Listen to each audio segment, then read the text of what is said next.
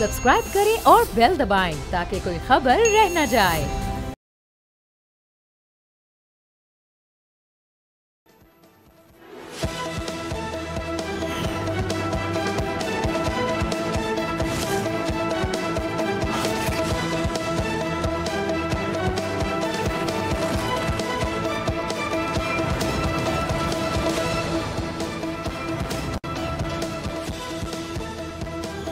अस्सलाम वालेकुम। प्रोग्राम में खुश अफसा कोमल। पाकिस्तान का सिफारती वफ्द बिलावल भुट्टो की क़यादत में अमरीका में मौजूद है, जहाँ पर वो अक़वाम मुत्तहिदा के आला अहदेदारान और अमरीकी कांग्रेस के अरकान से मुलाकात कर रहे हैं। पाकिस्तानी वफ्द ने अक़वाम मुत्तहिदा के सेक्रेटरी जनरल को वज़ीर आज़म शहबाज शरीफ का खुसूसी ख़त भी पहुँचाया। दूसरी तरफ भारतीय वफूद भी बैनुल अक़वामी सतह पर सरगर्म है, जिनका 1 पॉइंट एजेंडा पाकिस्तान पर दहशतगर्दी का इल्ज़ाम लगाना है।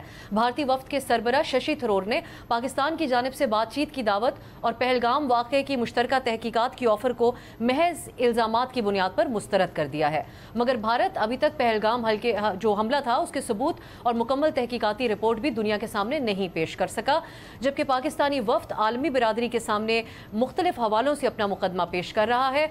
इसमें इस बात के ऊपर जोर दिया गया है कि जनूबी एशिया में पायदार अमन और जम्मू और कश्मीर के तनाज़े का मुनसिफाना हल यकतरफा इक़दामात या धमकियों के बजाय मकालमे और तहम्मुल के ऊपर मुनहसर है।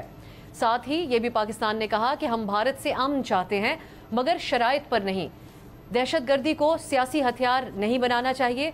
पाकिस्तान ने यह बात भी की कि पानी को बतौर हथियार इस्तेमाल नहीं करने देंगे।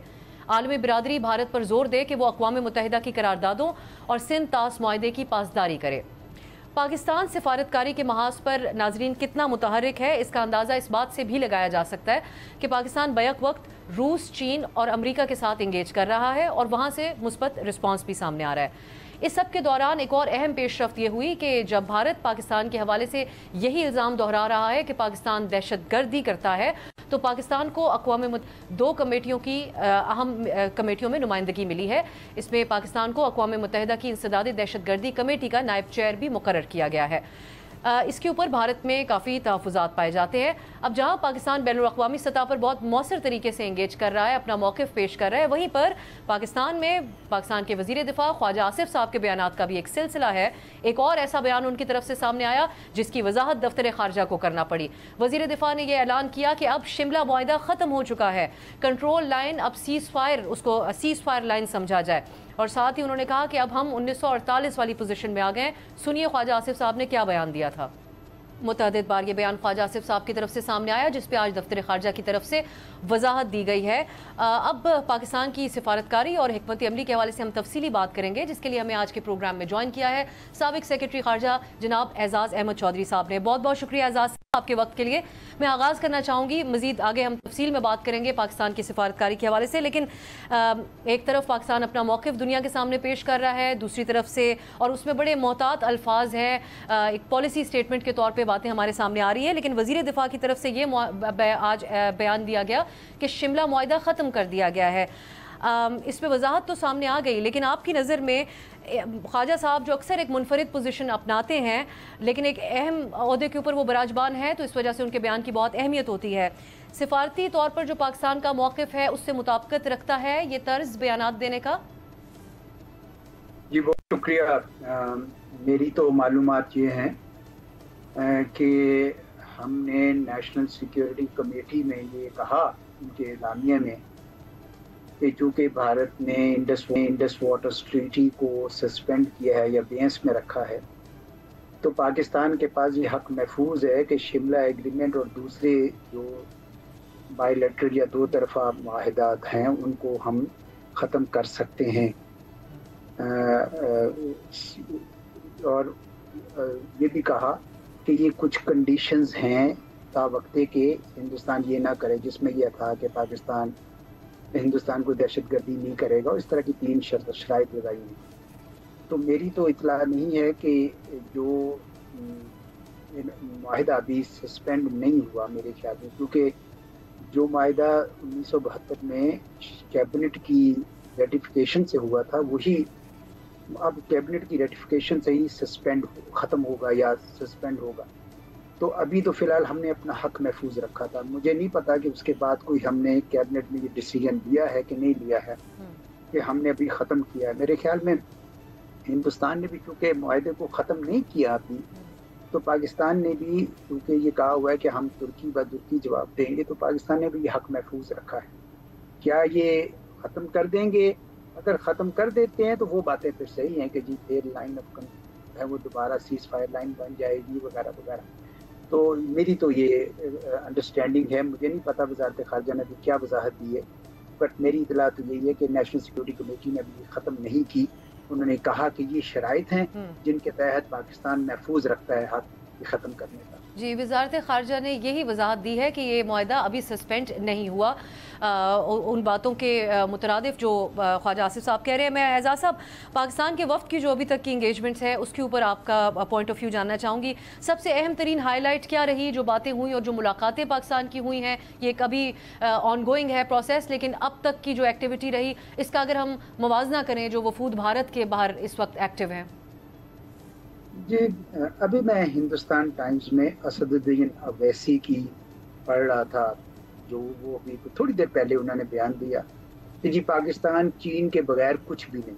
यानी अभी एक नया उन्होंने शुरू किया है। कहना मकसद ये था कि हम जो पहले कहते थे कि पाकिस्तान कुछ नहीं है और हमारे लिए इररेलेवेंट है, ये दोबारा उस बयानी को लाने की कोशिश कर रहे हैं सर तोड़।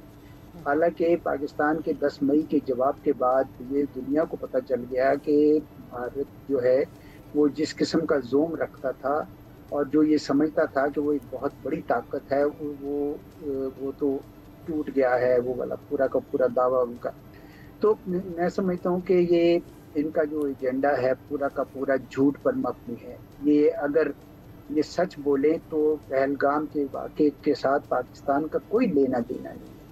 ये अगर सच बोलें तो पाकिस्तान में जहाँ जहाँ इन्होंने बमबारी की वहाँ कोई दहशतगर्दी का इंफ्रास्ट्रक्चर नहीं है। स्कूल हैं जो मॉस्क के साथ, जो मस्जिदों के साथ जुड़े हुए हैं। अगर ये सच बोलें तो इनको अंदाज़ा होगा कि पाकिस्तान जो है उतना कमज़ोर नहीं था जितना इन लोगों ने सोच रखा था। और अगर ये सच बोलें तो ये अपने आप को इलाके का थानेदार बनाने की बजाय सारे इलाके के ममालिक को साथ लेकर चले। तो मैं तो समझता हूँ कि पाकिस्तान का जो मुद्दा है, पाकिस्तान का जो एजेंडा है बड़ा मजबूत है। और बिलावल भुट्टो साहब ने जो अक़वाम मुत्तहिदा के बाहर प्रेस कॉन्फ्रेंस की, वो यकीनन पाकिस्तान के लिए बहुत ही अच्छे अंदाज से पाकिस्तान का मुकदमा पेश किया। मुझे तो बहुत फ़र्क नज़र आ रहा है। मैं नहीं समझता कि इनके जो वफूद गए हैं वो किसी लिहाज से, सिवाय इसके कि वो अपने डोमेस्टिक एजेंडा को देख रहे हैं। उनको पता चल गया कि बैनुल अक़वामी बरादरी के सामने इनकी दाल नहीं गलेगी, तो वो मुसलसल ऐसे बयान दे रहे हैं जिससे उनका जो डोमेस्टिक ऑडियंस है सिर्फ वो मुतमईन हो सके, क्योंकि वो अभी तक अपनी आवाम को इस धोखे में रखना चाहते हैं कि वो जंग नहीं हारे। तो ये मोदी साहब भी कर रहे हैं और ये लोग भी कर रहे हैं। लेकिन आपको पता है कि सवालात बड़ी तेज़ी से उठ रहे हैं, बल्कि कांग्रेस ने तो उनको नरेंद्र इज सरेंडर का भी खिताब दे दिया हुआ है। तो वो इनके लिए आसान नहीं होगा कि दुनिया के सामने कोई दुनिया को बेवकूफ़ बना सके। लेकिन एजाज साहब, ये जो भारत अपने आप को जाहिर करता था और ये एक आम ख्याल भी जाहिर किया जाता था डिप्लोमेटिक सर्कल्स में, या हमने बहुत से हवालों से बात सुनी कि भारत की सिफारतकारी के महाज पे भारत बहुत मजबूत है। आप समझते हैं कि ये एक मिथ थी जो ब्रेक हुई, या हालात वाक़यात इतने तब्दील हो गए हैं भारत के लिए, बिलखुसूस अमरीका ने जिस तरह का रद्द-ए-अमल दिया पाकिस्तान के हक में इस सारी सूरत हाल में?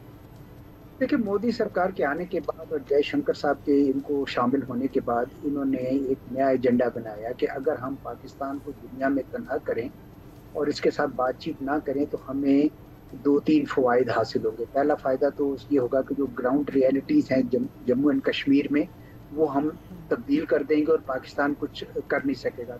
दूसरा ये कि हम पाकिस्तान की बजाय चीन के साथ हाइफोनेट हो जाएंगे। अब वो पॉलिसी जो है इस दफ़ा चैलेंज हो गई है।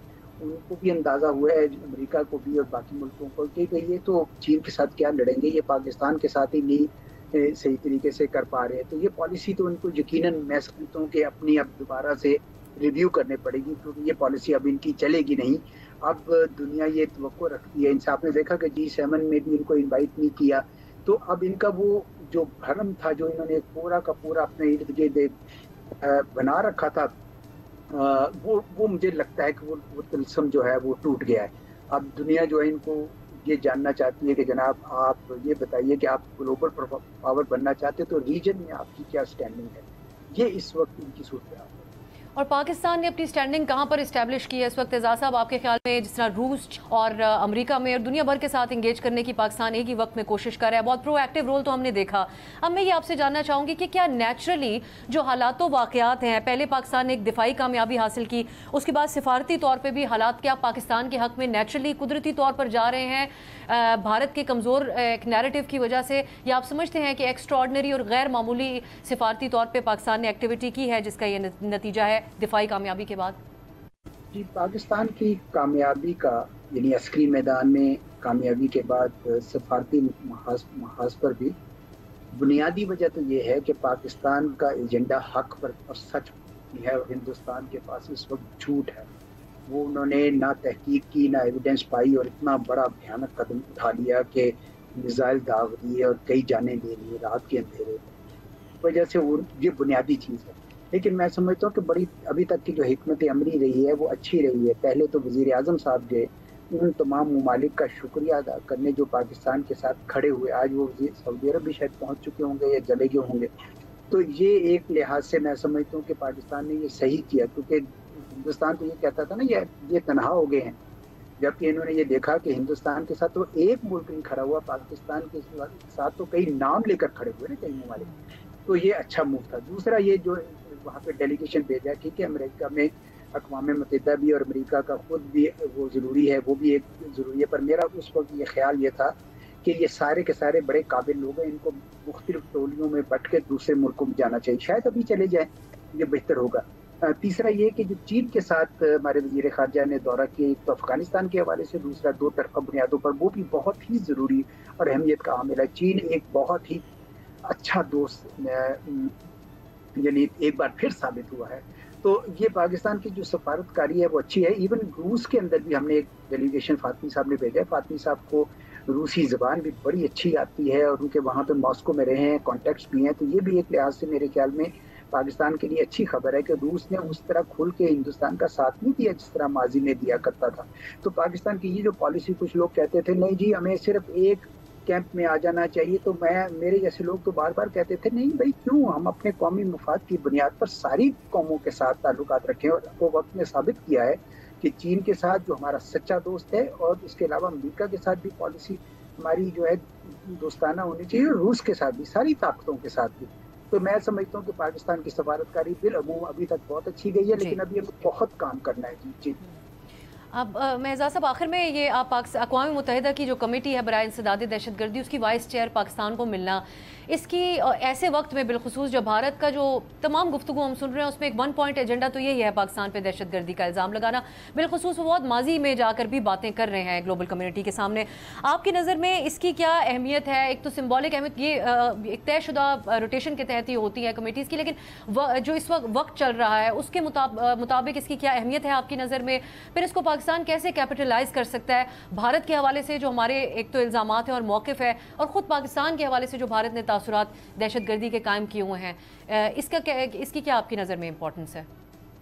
बड़ी अहमियत है इसकी, क्योंकि इससे दुनिया का पाकिस्तान के ऊपर एतमाद ज़ाहिर होता है। और मैं समझता हूँ कि पाकिस्तान इस्तेमाल कर सकता है इस उहदे को। RSS के बहुत सारे ऐसे लोग हैं जिन्होंने बहुत गलती कर रखी है, उनके लिए उसके ऊपर इस वक्त हमें उनके नामजदगी करवानी चाहिए और उनको सैंक्शंस लिस्ट में डालनी चाहिए। और आखिर में ये जो तमाम प्रोसेस है, आप समझते हैं कि अब ये बयानात की हद तक भी, जिधर से हमने ये इंटरव्यू आपके साथ आगाज़ किया था ख्वाजा आसिफ साहब के स्टेटमेंट का हवाला देते हुए, एक मोहतात अंदाज़ होना चाहिए जब पाकिस्तान बहुत ही रिस्पॉन्सिबली सिफारती तौर पर जो प्लेटफॉर्म्स हैं उनको इस्तेमाल कर रहा है? कि मेरा तो यही ख्याल है कि ज़्यादा इस वक्त हमें ना एक्शन काम करने की ज़रूरत है। बयानबाजी मेरे ख्याल में हमें कम से कम होनी चाहिए। मेरा अपना ख्याल ये है कि जितना हम काम करेंगे, देखिए हमें पानी के मामले में बहुत काम करना है। बहुत बहुत शुक्रिया। एजाज अहमद चौधरी साहब हमारे साथ मौजूद थे, साबिक सेक्रेटरी खारजा। नाजरीन, एक ब्रेक की तरफ जाएंगे, वापस आएंगे तो एक बार फिर आज के प्रोग्राम में हम जानने की कोशिश करेंगे कि पाकिस्तान तहरीक इंसाफ एहतजाज के हवाले से क्या कोई लाहे अमल रखती है और इस्टेब्लिशमेंट से मुज़ाकरात के हवाले से क्या चाहती है। बात होगी एक ब्रेक के बाद।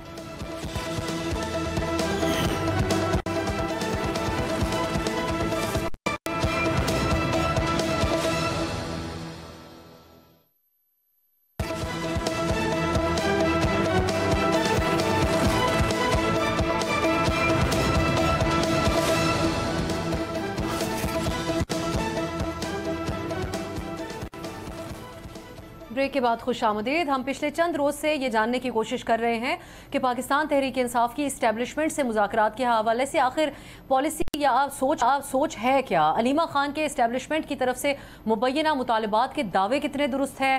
PTI की आइंदा तहरीक या एहतजाज इस्टेब्लिशमेंट के खिलाफ होगा या हुकूमत के खिलाफ होगा। और ये भी बड़ा सवाल है कि अपोजिशन का इत्तेहाद क्यों ना बन सका, इसका आखिर कौन जिम्मेदार है। इस बारे में PTI और JUI जानने की कोशिश की, लेकिन एक दूसरे के ऊपर इल्जामात लगाए जाते रहे। सुनिए हमारे प्रोग्राम में सेनेटर कामरान मुर्तज़ा साहब और सलमान अकरम राजा साहब ने क्या गुफ्तगू की। उनका प्रॉब्लम ये है कि वो उस वक्त तक साथ चलते हैं जब उनका जो ना वो मसला होता है, उसके बाद जब वो देखते हैं वो फिर ना उसमें उसको ऑन नहीं करते हैं। जो कुछ अब वो हासिल करना चाह रहे हैं वो हम उनको शायद नहीं दे सकते थे, तो ठीक है वो करें अपनी सियासत। हमें उनकी सियासत के इस रवैये से, इस मरहले से शदीद इख्तलाफ है।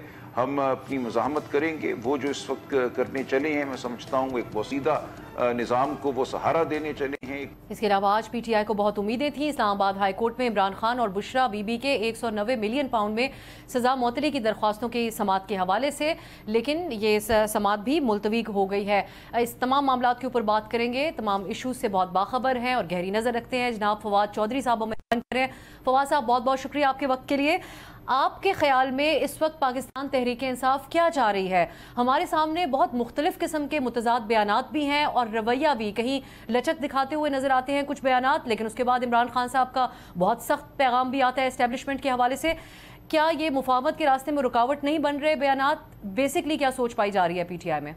देखिए जी, बेसिकली तो जो 3 मेरी मुलाकातें हुई इसी महीने, उसमें मेरी जो दरख्वास्त थी या मारूज़ात थी वो तो ज़ाहिर मुख्तलिफ थी। मैं तो ये समझता था और अब भी समझता हूँ, वो खान साहब ने मेरे से एग्री नहीं किया। ज़ाहिर फैसला तो इमरान खान ने करना है।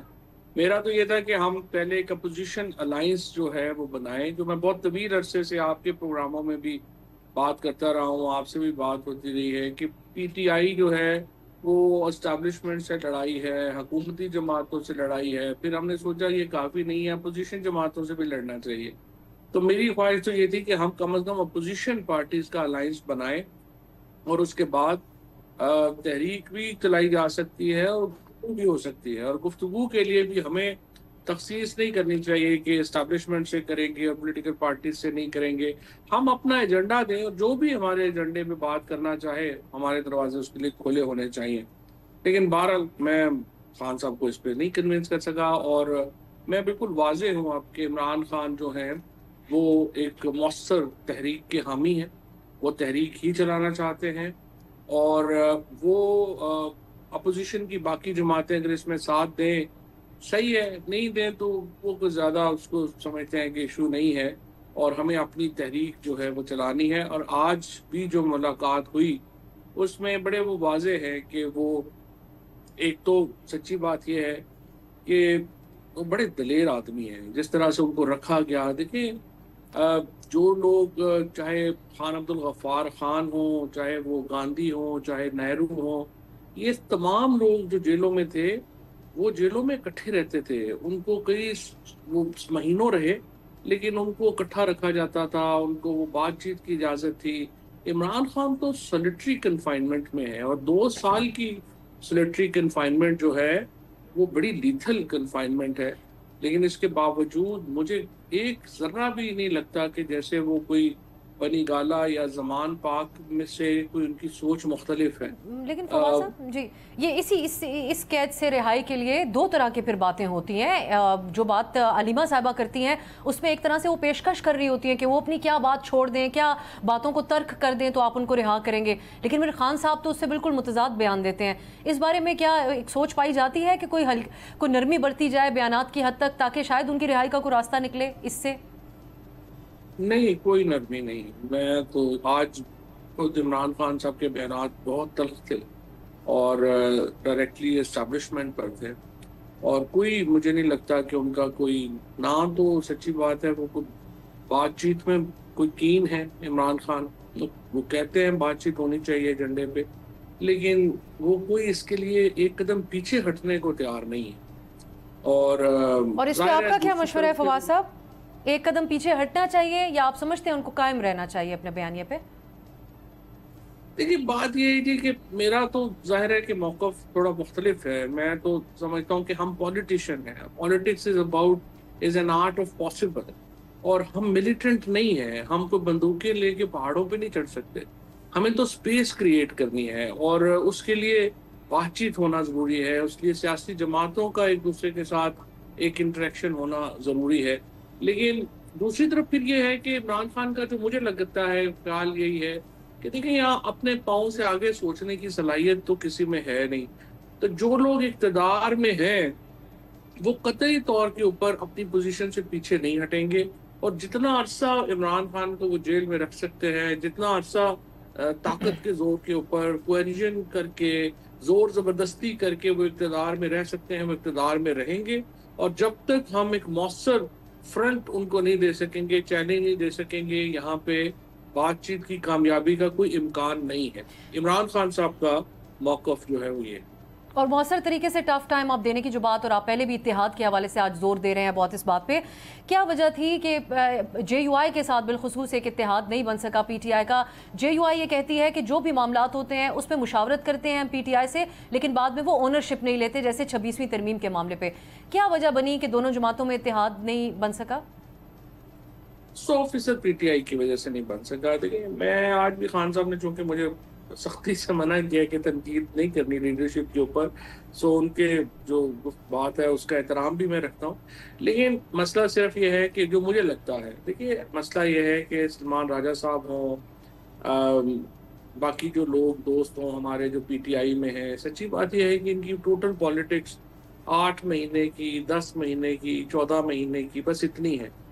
ये लोग जो है ना तो पॉलिटिकल पार्टीज की लीडरशिप को वो जानते हैं, ना वो लीडरशिप इनको जानती है। तो एक तो देखो ना, अगर मैं आपसे कोई बात कर रहा हूँ अफसा और मेरा आपसे कोई ताल्लुक ही नहीं है, आप टोटल अजनबी हैं हम, तो हमारी बात जो है वो मुख्तलिफ होगी। वो बहुत ज़्यादा फिर JUI में और PTI के दरमियान एक बहुत बड़ा दरिया हायल है, एक दूसरे से बड़ी तल्ख बातें जो हैं वो मंसूब है, और उस तल्खी को पाटने के लिए ऐसे लोग चाहिए जिनकी कम से कम कुछ ज़ाती ताल्लुक हो, बात हो। वो यहाँ पे नहीं है। असद कैसर साहब के अलावा बाकी लोग इतने ज़्यादा जानते नहीं हैं।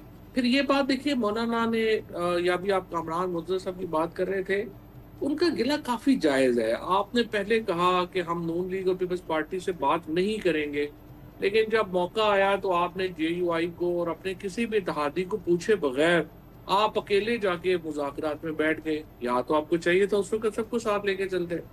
उसके बाद आपको याद होगा चीफ जस्टिस साहब ने लेटर लिखा, उसमें भी PTI ने किसी इत्तेहादी को साथ लेना मुनासिब नहीं समझा और चले गए।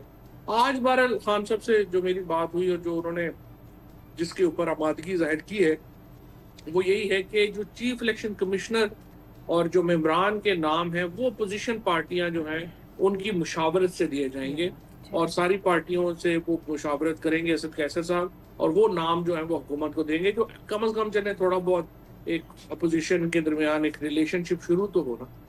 अब फवाद साहब, एक एतमाद का फुकदान एक दूसरे पर PTI में बहुत ज़्यादा है। खा वो वकला जो रहनुमा हैं अब PTI के, उनके हवाले से भी शुकूक व शुबहात का इजहार होता है। आपने भी स्ट्रगल्स की PTI के लिए, आपका नाम एग्जिट कंट्रोल लिस्ट में था जो कि गालिबन आज हटाया गया है काफ़ी अरसे बाद। तो स्ट्रगल्स तो बहुत से लोगों की अपने अपने तर्ज पर रहीं, लेकिन आपने जिस तरह कहा कि 3 मुलाकातें खान साहब से हुई, फैसल चौधरी साहब की भी मुलाकातें होती हैं, इस पर कहा यह जाता है कि आप कोई इस्टेब्लिशमेंट का पैगाम लेके जाते हैं, ऐसा है? एस्टेब्लिशमेंट से सच्ची बात यह है कि मौजूदा टीम से तो हमेशा एस्टेब्लिशमेंट से बड़े अच्छे ताल्लुकात रहे हैं, और मेरे ख्याल में ये तो बड़ी ब्लेसिंग होगी अगर कोई ऐसा आदमी हो जो कि एस्टेब्लिशमेंट जिस पे एतमाद करती हो और वो बातचीत कर सकता हो। बदकिस्मती से मौजूदा जो एस्टेब्लिशमेंट की टीम है उसमें मेरा कोई ताल्लुक है नहीं, और मैं लोगों को जानता नहीं हूँ, वो मुझे नहीं जानते। वो हिस्टोरिकली तो हमारा बड़ा करीबी था, हम सारे जेलम चकवाल यहाँ के सारे लोग हैं, हमारा फौज से करीबी ताल्लुक रहा है और है भी, बहुत लोग हैं भी। लेकिन इमरान खान ने जब फैसला किया पहले कि कोई राब्ता नहीं करेगा, तो उसके बाद हमने राब्ता नहीं किया, जिसकी वजह से बड़ा फर्क पड़ गया। और सच्ची बात यह है कि बड़ा नुकसान हुआ, हमें ज़ाती तौर पे भी बड़ा नुकसान हुआ, पार्टी को भी बड़ा नुकसान हुआ। और अब अगर कोई ऐसे लोग हों जिनका ताल्लुक हो तो मेरा ये ख्याल है कि that will be a blessing. और वो कौन लोग हो सकते हैं? गंडापुर साहब तो दावे थे उनके कि उनकी बहुत एंगेजमेंट रहती है, वो मसाइल कहते थे 90% हल भी हो गए हैं। देखिए पहले तो देखिए जैसे असद साहब हैं, शाह महमूद कुरैशी हैं, परवेज इलाही साहब हैं, मैं हूँ, हम लोगों का किसी न किसी लेवल के ऊपर ताल्लुक था। लेकिन अब तो जाहिर है कि जो नई लीडरशिप है उसमें मेरा नहीं ख्याल कि किसी का कोई ताल्लुक जो है वो इतना रह गया है। और देखिए सिर्फ ताल्लुक होना ही तो भी काफी नहीं है, फिर देखिए ना एक आपकी ये भी एबिलिटी होना कि आप एक क्राफ्ट कर सकें, कोई फार्मूला क्राफ्ट कर सकें। तो अगर अली अमीन का ताल्लुक है भी, अभी तक वो कोई फार्मूला क्राफ्ट नहीं कर सके। तो आई थिंक वो लॉयलिस्ट है, इमरान खान साहब के साथ हैं, उनकी बात भी पहुंचा सकते हैं, उनका ओहदा भी है, बड़ी इंपॉर्टेंट पोजीशन है उनकी, लेकिन अभी तक कोई वो फार्मूला क्राफ्ट फिर नहीं कर सके। और फार्मूला क्या हो सकता है मुमकिन? अब एक बात अलीमा साहबा ने कही थी कि कुछ मुतालबात हमारे सामने रखे जाते हैं, 9 मई पे माफी मांग लें, इलेक्शन ये हुकूमत का मैंडेट तस्लीम कर लें, इस तरह का कोई फार्मूला फवाद साहब हो सकता है? अब से देखो ना, दो ही बातें हैं जो मेरे ज़हन में आती हैं। एक तो ज़ाहिर है इमरान खान चाहेंगे कि आप फौरी इलेक्शन कराएं, 6 महीने में इलेक्शन कराएं, और हुकूमत और एस्टैब्लिशमेंट कहेगी कि नहीं हम 3 सालों में इलेक्शन करवाएंगे। तो ये 24 महीने का जो एक गैप है, इसको फिल कैसे किया जा सकता है? और उससे ज़्यादा इम्पोर्टेंट ये है कि पीपल्स पार्टी, नून लीग और पीटीआई के दरमियान एक काइंड ऑफ डिसकॉन्फिडेंस कि ये इंतकामी कार्रवाइयाँ जो हैं वो नहीं होंगी आइंदा के लिए, और एक एस्टैब्लिशमेंट और पीटीआई के दरमियान ये कॉन्फिडेंस कि ये उन्हें चलने देंगे और ये रखने नहीं डालेंगे। So I think these 3 points are the primary points कि इनको कैसे रिजॉल्व किया जाए।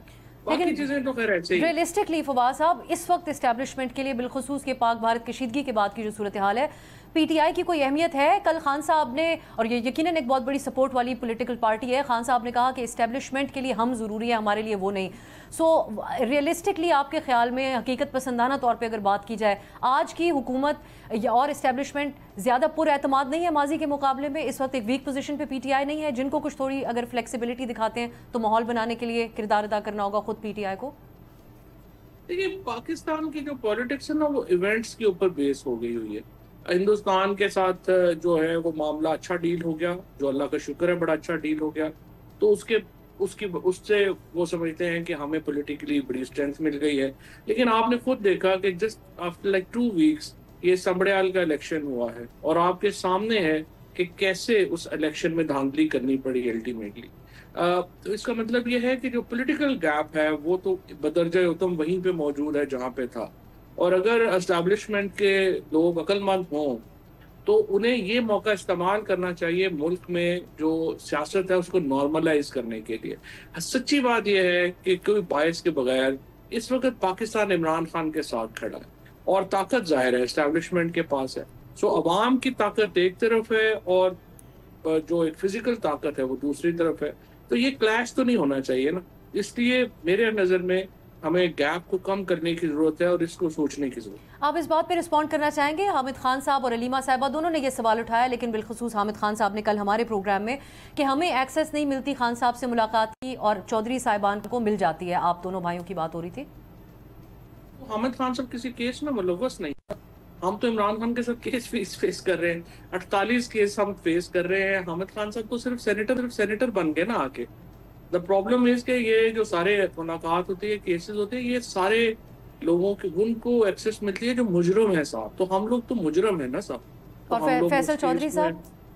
फैसल मेरे वकील हैं, खान साहब के वकील हैं, हमारे इन्हीं के साइडलाइंस पे आपकी मुलाकात हो जाती है। अब हामिद खान साहब जो मसला माजरत के साथ यही तो प्रॉब्लम है ना, जो पीटीआई की जो मौजूदा लीडरशिप है, हामिद खान साहब वगैरह हो गए, देखिए ना उन्होंने, उनके ऊपर तो कभी किसी ने एक पर्चा भी नहीं हुआ, उनको एक रात के लिए भी अपने घर से बाहर नहीं सोना पड़ा। अब ये आपकी अगर ख्वाहिश है कि उन पे भी कोई पर्चा होता तो वो एक अलग बात है, इसका वो रिस्पांस बेहतर दे सकेंगे। लेकिन फवाद साहब, इमरान खान साहब मुतअद्दिद बार ये कहते हैं कि कुछ लोग दोनों तरफ खेल रहे हैं, कुछ लोग ऐसे हैं जिन जुर्रत का मुजाहरा नहीं कर रहे। कोई नाम भी वो लेते हैं जब आप लोगों की बात होती है, किन की बातें का बात कर रहे होते हैं? ये तो खान साहब को ही पता होगा मौजूदा लीडरशिप में वो क्या समझते हैं, क्या जो है वो नहीं समझते। बट मेरी नज़र में तो अगर ऐसे लोग हों जो दोनों तरफ कनेक्टेड हों तो उनको तो इस्तेमाल करना चाहिए। देखो ना, एक तो हो सकता है कि किसी का दोनों तरफ ताल्लुक है तो वो जाती मकसद के लिए इस्तेमाल कर रहा है, जो बुरी बात है। मेरे ख्याल में अगर दोनों तरफ ताल्लुक हो तो आप पार्टी के मुफाद के लिए और पाकिस्तान को नॉर्मलाइज करने के लिए उसको इस्तेमाल करें तो बड़ी अच्छी बात है।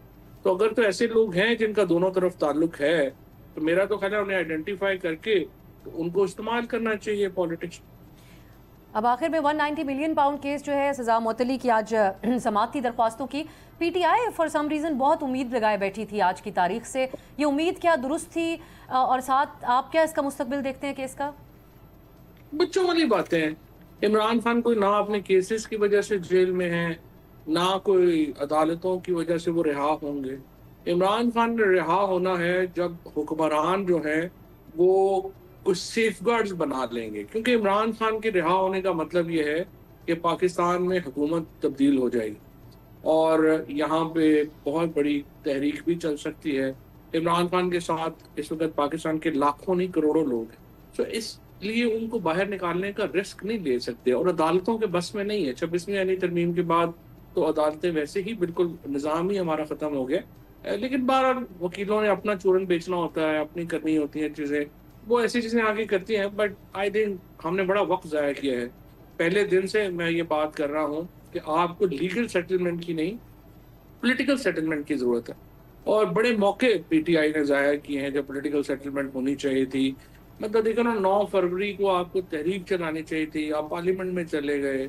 उसके बाद 26 नवंबर को आपको सेटल डाउन हो जाना चाहिए था, आप सेटल डाउन नहीं कर, बहुत गलती है, अब क्या बंदा गिनवाए।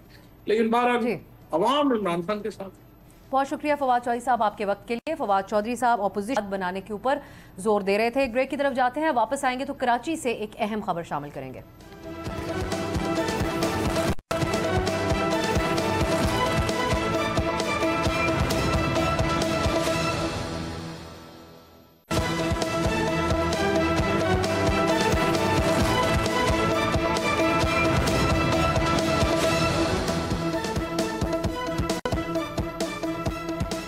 ब्रेक के बाद खुश आमदीद।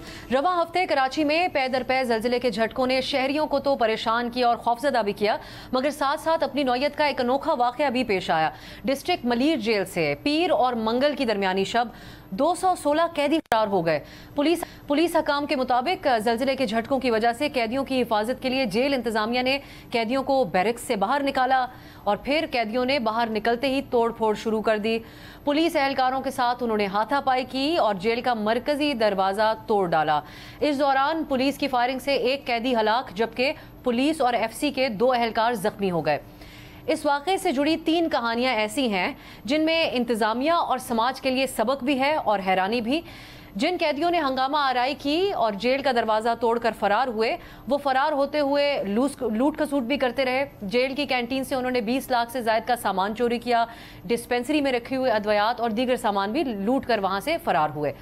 और दूसरा वाक़या है जिसने सबको हैरान भी किया और जो तहसीन के लायक भी है, और वो है इस वाक़े के बाद एक माँ का किरदार जिसने कानून की पासदारी की नई मिसाल कायम कर दी।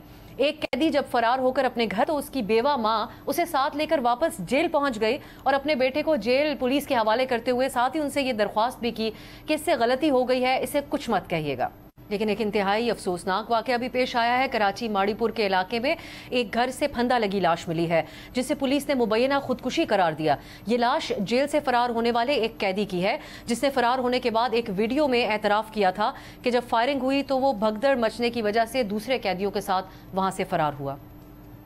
आगे सर एरा फिर ऊपर चढ़ के फायरिंग होने लगी सर, तो मैं सर दिमाग मतलब एक दूसरे के ऊपर चढ़ रहे थे सर, तो क्या करता है सर, जिधर अवाम भागी सर अपनी जान बचा के झंझले आए उधर सर, तो मैं लिहाजा आपसे अपील करता हूँ सर, मैं बेकसूर हूँ।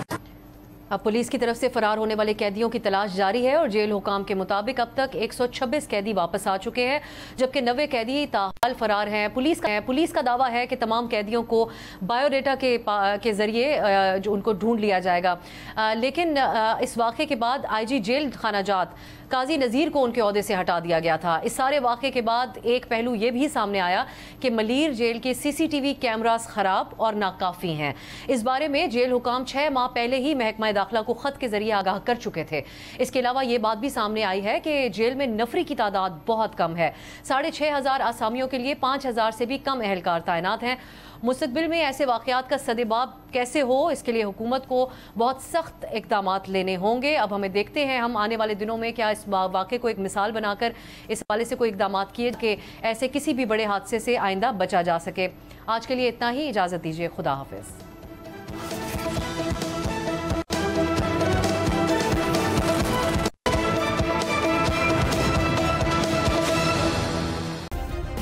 सब्सक्राइब करें और बेल दबाएं ताकि कोई खबर रह न जाए।